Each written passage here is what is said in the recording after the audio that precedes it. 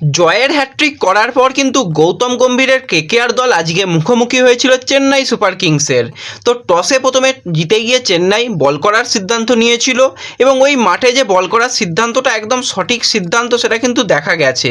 প্রথমে যদি বলের আমরা কথা বলি সেক্ষেত্রে ফার্স্ট বলেই কিন্তু উইকেট হারাতে দেখা যায় ফিল সল্টকে। একটা বাজে শট খেলে আউট হয়ে গেছে। রবীন্দ্র জাদেজা কিন্তু একটা দুর্দান্ত ক্যাচ নিয়েছিল।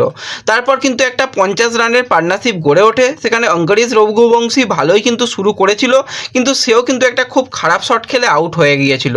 এবং প্রথম দিকেই আমরা দেখতে পেলাম যে সুনীল নারিন একটা তার ইঞ্জুরি সমস্যা লাগছিল। তো সুনীল নারিনও কিন্তু খুব তাড়াতাড়ি আউট হয়ে যায়। মোটামুটি 3জন ব্যাটসম্যানই 6 ওভারের মাথাতেই বলতে গেলে আউট হয়ে যায়। তো তারপর ভেঙ্কটেশ আইয়ার এসে কী যে করতে চাইছিল বোঝাই যাচ্ছিল না। শুধুই ব্যাট উলফাল চালিয়ে গেল। 8টা বল খেললো, 3টে রান করেছে, আর কিছুই করতে পারেনি। ভেঙ্কটেশের পরবর্তী সময় কিন্তু রিঙ্কু সিং আছে। রিঙ্কুরও কিন্তু আজকে ব্যাট চলেনি। 14টা বল খেলেছে, 9টা রান করতে দেখা গেছে রিঙ্কু সিংকে। আজকে রিঙ্কুকে দেখে খুবই খারাপ লাগলো।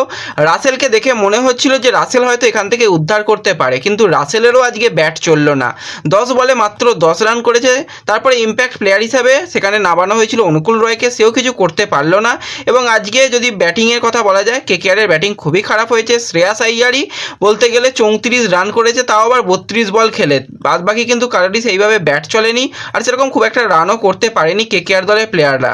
137 রানে কিন্তু 9 উইকেট হারিয়ে ফেলেছে। আর অপরদিকে অবশ্যই প্রশংসা করতে হয় সিএসকের বোলারদের, যেভাবে বল করেছে। তুষার দেশপান্ডে তো 3টে উইকেট পেয়েছে, উইকেটের সংখ্যা বাড়তেও পারতো। ক্যাচ আরেকটা উঠেছিল, নিজেই মিস করেছে, তা না হলে 4টে উইকেট পেয়ে যেত।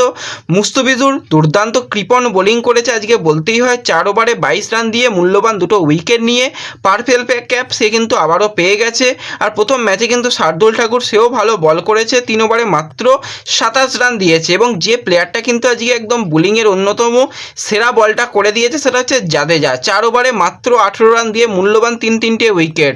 আর জাদেজা যেরকম আজকে খেলেছে, ব্রিলিয়ান্ট খেলেছে। তো ওভারঅল কিন্তু সিএসকে দলের মোটামুটি টার্গেট 138 রয়েছে। তো দেখা যাক সিএসকে দল কতটা কি করতে পারে। সিএসকের হয়ে ওপেনিংটা ভালোই শুরু করেছিল গাইকোয়াড এবং রবীন্দ্রা, কিন্তু খুব তাড়াতাড়ি রবীন্দ্রা আউট হয়ে যায়। তারপর কিন্তু মনে হয়েছিল সিএসকে দল চাপে পড়তে পারে। তারপর যে ইনিংসটা খেললো আজকে ড্যানিয়েল মিচেল আর ঋতুরাজ গাইকোয়াড, দুর্দান্ত একটা ইনিংস খেলেছে। দ্বিতীয় উইকেটটা 97 রানের পরে, এবং সেক্ষেত্রে কিন্তু অবশ্যই প্রশংসা করতে হয় ক্যাপ্টেনের, যেভাবে সে ব্যাট করেছে। প্রতিটা বোলারকে দেখে দেখে শট খেলেছে এবং বেশ কিছু ক্লাসিক শট খেলতে দেখা গেছে। এবং এর পরবর্তী সময় আমরা দেখতে পেলাম শিবম দুবেকে নিয়ে আসা হলো, এবং দুবে আসার পর তার যে সেই শট, সুন্দর শট কিন্তু সে উপহার দিতে শুরু করলো। এবং দুর্দান্তভাবে কিন্তু আজকে সিএসকে ম্যাচটাকে পুরো কন্ট্রোল করেছে। ধোনি যেরকমভাবে পরিকল্পনা করেছিল সেই পরিকল্পনা মাফিক কিন্তু রিঙ্কু সিং এবং রাসেলের মতন বোলারকে আটকে দিয়েছিল। যখনই সিএসকে দল বল করছিল বোঝাই যাচ্ছিল নির্দিষ্ট পরিকল্পনা কিন্তু রয়েছে এই ম্যাচটার জন্য। কারণ পরপর 2টো ম্যাচ হেরে গেছে চেন্নাই, ম্যাচটা জিততে হবে ঘরের মাঠে। অ্যাডভান্টেজে অবশ্যই সিএসকে ছিল, সেই অ্যাডভান্টেজটাকেই কাজে লাগিয়েছে এবং দুর্দান্ত আজকে জয় পেল সিএসকে দল। তো এই ম্যাচটা তোমাদের কীরকম লাগলো অবশ্যই কমেন্টে জানিও। এবং কেকেআর দল কিন্তু এই সিজনের প্রথম হারের সম্মুখীন হলো। আশা করি পরের ম্যাচ থেকে আবারও কেকেআর দল কামব্যাক করবে, আবারও ভালো রেজাল্ট করবে।